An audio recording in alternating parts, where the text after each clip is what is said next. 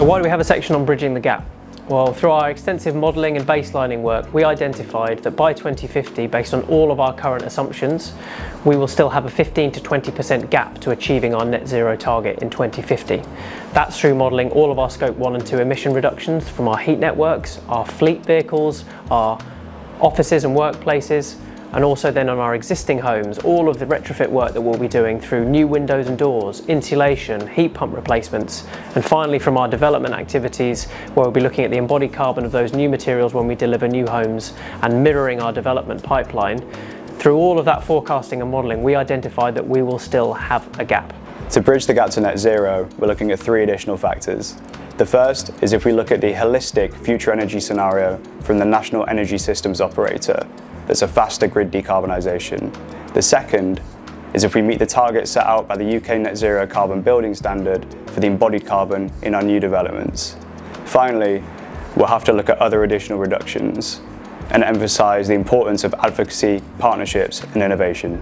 In addition to the advocacy around grid decarbonisation, we'll also push for reducing the spark gap, which is the difference in price between gas and electricity. We're supporting regional and national public engagement campaigns to raise awareness for low carbon technologies and materials.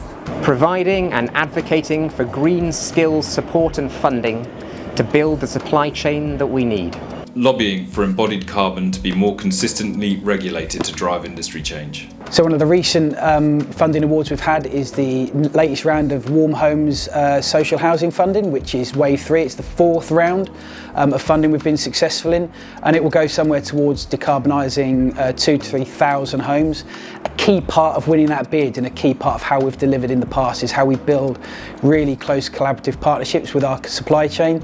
We're also working with sector bodies like the UK Green Building Council, Future Homes Hub and peers from fellow housing associations, as we're all dealing with the similar issues and challenges around actioning sustainability in house building.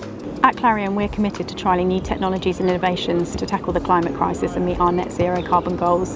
Things that we're looking at include drone surveys to understand the energy efficiency of our estate, academic studies to understand customer behaviours in relation to energy monitoring devices to understand how technologies work in our customers' homes, and place-based retrofit to work with partners, stakeholders and our customers to scale up energy efficiency measures within a given geographic area. We know that we need to invest heavily in our stock to improve its performance and to improve the affordability for our residents.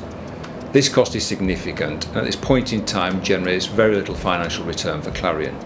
We therefore work with partners, with the government and anybody who's interested in helping us find out how we can develop innovative funding techniques to support this transition. We remain absolutely committed to improving the quality of our stock, to helping our residents and to move forward with a sustainable society for all generations. Our climate transition plan isn't a standalone document that's going to sit on a digital shelf somewhere. It's intentionally interwoven through our Clarion 2050 asset strategy, our sustainable housing finance framework, our sustainable development roadmap, our fuel poverty strategy and our nature recovery strategy. We don't need to tackle this in isolation. We're building capacity through training and workshops to upskill our colleagues, and we've also ensured that there are robust governance processes in place. We've worked with residents throughout the climate transition planning process to gather their thoughts and concerns. We know that people are worried about rising energy costs and disruption and concerned that our focus on the long term might impact our delivery in the short term. But residents are clear that they want us to lead by example when it comes to sustainability. They want more energy efficient, more comfortable homes that are cheaper to run. We want to ensure that this transition is just, fair and inclusive for all, and we're not putting anyone at risk of transition poverty by increasing their bills. With this climate transition plan, we now have a really detailed plan that guides our decarbonisation journey, but we know that it needs to evolve over time. And specifically thinking about this bridging the gap section, we need to be open and aware of new opportunities.